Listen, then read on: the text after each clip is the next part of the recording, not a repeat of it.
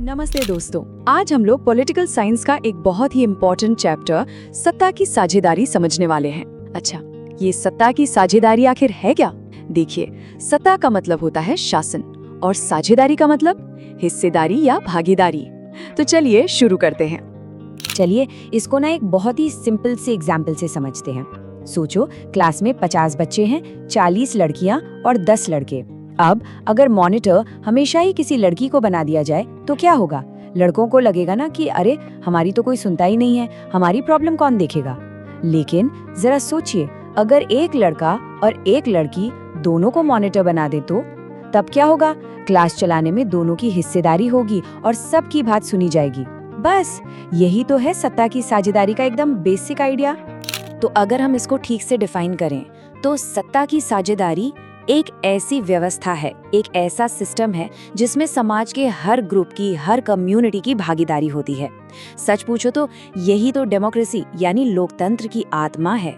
जिस देश में पावर को बांटा जाता है ना, असल में वही सच्चा लोकतांत्रिक देश होता है।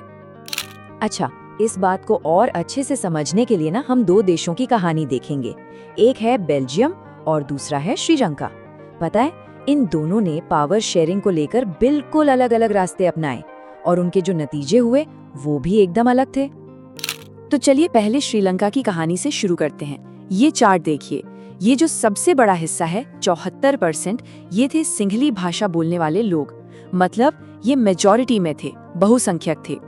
और फिर थे 18% तमिल बोलने वाले लोग। अब सवाल ये उठता है कि देश की इस बनावट का वहाँ की पॉलिटिक्स पर क्या असर पड़ा होगा।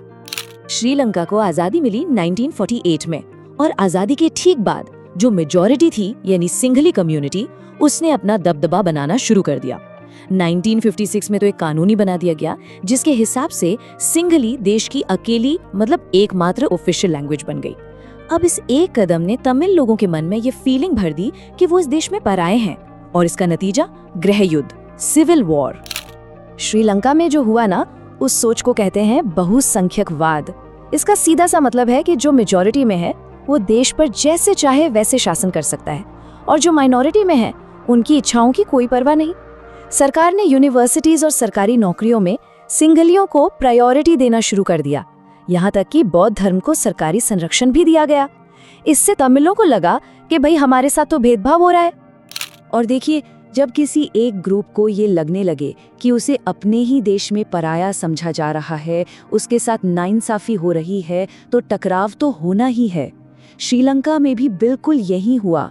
पावर शेयर न करने की इस जिद ने देश को एक बहुत ही भयानक गृह युद्ध में धकेल दिया, जिसने देश को कई साल पीछे कर दिया।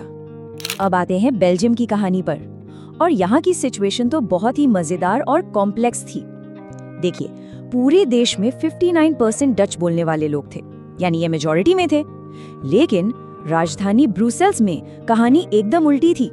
वहाँ 80% फ्रेंच बोलने वाले लोग थे और डच बोलने वाले सिर्फ 20%। है ना अजीब पहेली। यहाँ पे टेंशन का एक और कारण था। जो माइनॉरिटी में फ्रेंच भाषी लोग थे ना, वो डच भाषियों के मुकाबले कहीं ज्यादा अमीर और पावरफुल थे। उन्हें एजुकेशन और इकोनॉमिक डेवलपमेंट का फायदा भी बहुत पहले मिला।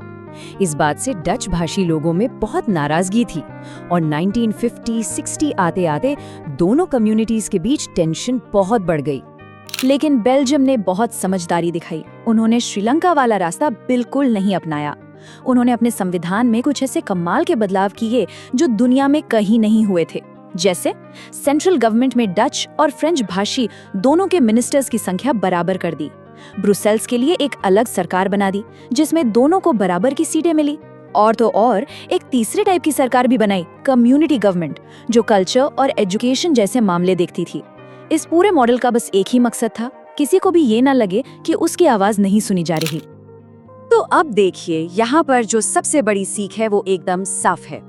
श्रीलंका ने बहुसंख्यकवाद का रास्ता चुना और नतीजा क्या हुआ? गृह युद्ध। और दूसरी तरफ बेल्जियम ने सबको साथ लेकर चलने का, सत्ता को शेयर करने का रास्ता चुना और नतीजा देश की एकता बनी रही और आज वो एक खुशहाल देश है। तो अब सवाल ये उठता है कि सत्ता की साझेदारी आखिर जरूरी क्यों है? इसके पीछे दो मजबूत तर्क हैं। पहला है युक्तिपरक तर्क, जिसे प्रूडेंशियल रीजन भी कहते हैं। ये क्या कहता है? ये कहता है कि पावर शेयर करने से अलग अलग ग्रुप्स के बीच झगड़े की गुंजाइश कम हो जाती है, जिससे देश में शांति बनी रहती है। और दूसरा है नैतिक तर्क, यानी मॉरल रीजन। ये तर्क कहता है कि सत्ता की साझेदारी तो लोकतंत्र की आत्मा है। भाई, लोकतंत्र का मतलब ही है लोगों का शासन, तो इसमें हर समूह की भागीदारी तो होनी ही चाहिए, है ना? और हाँ, सत्ता की साझेदारी के कई तरीके हो सकते हैं। एक होता है हॉरिजॉन्टल डिस्ट्रीब्यूशन, मतलब सत्ता का क्षैतिज वितरण। इसमें सरकार के अलग अलग अंगों जैसे लेजिस्लेचर जो कानून बनाती है, एग्जीक्यूटिव जो कानून लागू करती है, और जुडिशरी जो न्याय करती है, इनके बीच पावर बटा होता है। दूसरा है वर्टिकल डिस्ट्रीब्यूशन, यानी केंद्र, राज्य और लोकल लेवल की सरकारों के बीच पावर का बंटवारा। और तीसरा, जैसा हमने बेल्जियम में देखा, अलग अलग सोशल ग्रुप्स जैसे भाषाई समूहों के बीच भी सत्ता की साझेदारी हो सकती है। तो श्रीलंका और बेल्जियम की इन कहानियों से जो हमने सीखा, उसके बाद एक सवाल पर विचार करना बहुत जरूरी है। क्या सत्ता को बांटने से, सबको हिस्सेदारी देने से कोई देश मजबूत होता है या कमजोर? इस पर सोचिएगा जरूर। अगर वीडियो अच्छा लगा हो तो लाइक, शेयर और सब्सक्राइब जरूर करें। कमेंट में बताइए कि अगला वीडियो किस चैप्टर या टॉपिक पर लाना चाहिए। मिलते हैं अगले वीडियो में। Thank you for watching learn x animation.